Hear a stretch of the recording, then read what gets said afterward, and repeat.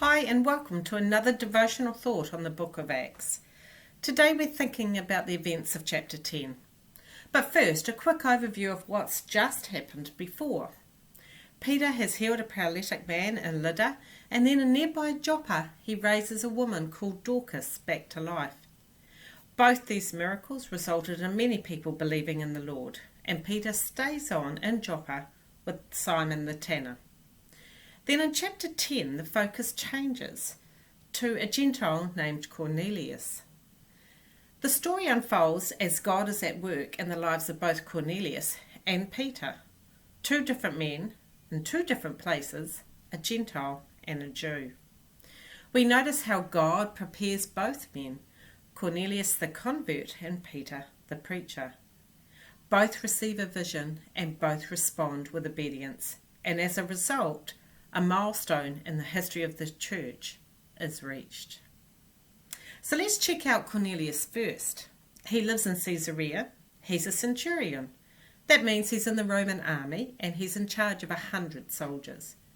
To have reached this high rank, he would have had to have proved himself to be strong, responsible, and a reliable man. A good soldier as well. But he is also known to be a man of good character.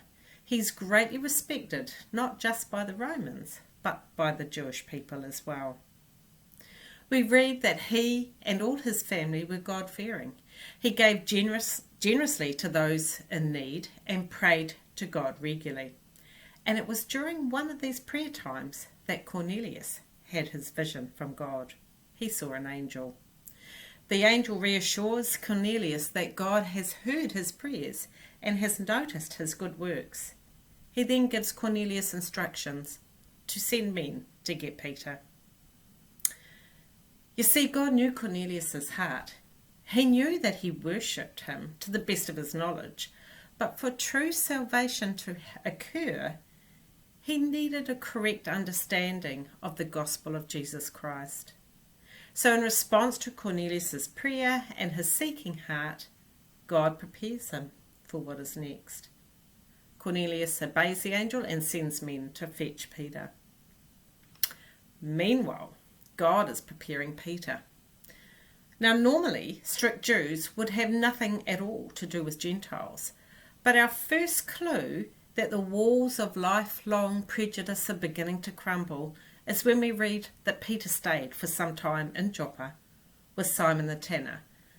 Tanning was an occupation considered completely unclean to the Jews.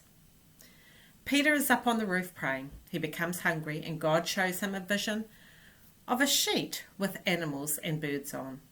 These animals were unclean. It was against the rules for Jews to eat, and yet God tells Peter to kill and eat. Peter is horrified. He refuses, saying he's never eaten anything unclean in his life. But the voice speaks to him and says, do not call anything impure that God has made clean.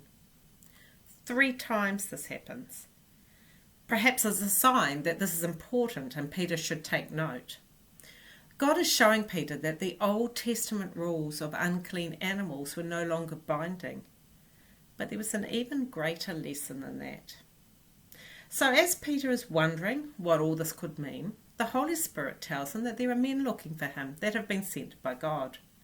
The men arrive with a message from Cornelius, and Peter breaks down the barriers between Jews and Gentile again by inviting them into his house to be his guests. The next day he travels with the men, taking 6 other believers with him. Meanwhile, back in Caesarea, God is still at work. Cornelius has called together his relatives and close friends, waiting for Peter to arrive, and it's here that 2 worlds collide, as 7 devout Orthodox Jews meet a house full of eager Gentiles.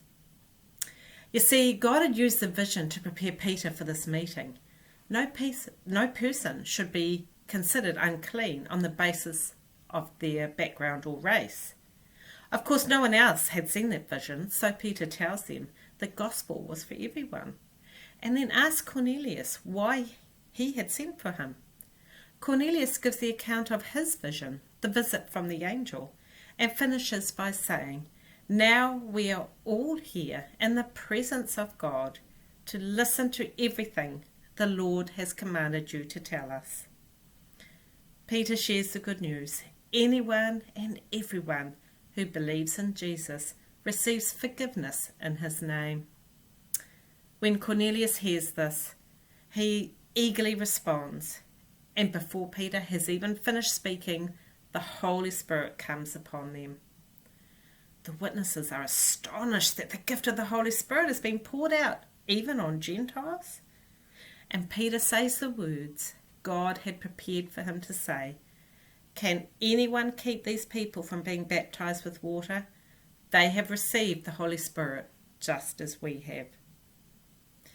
See, Peter had witnessed Cornelius' salvation firsthand and accepts that even those unlike him, or ones that he even dislikes, even Gentiles, are equal to all others in God's sight and are accepted into the church.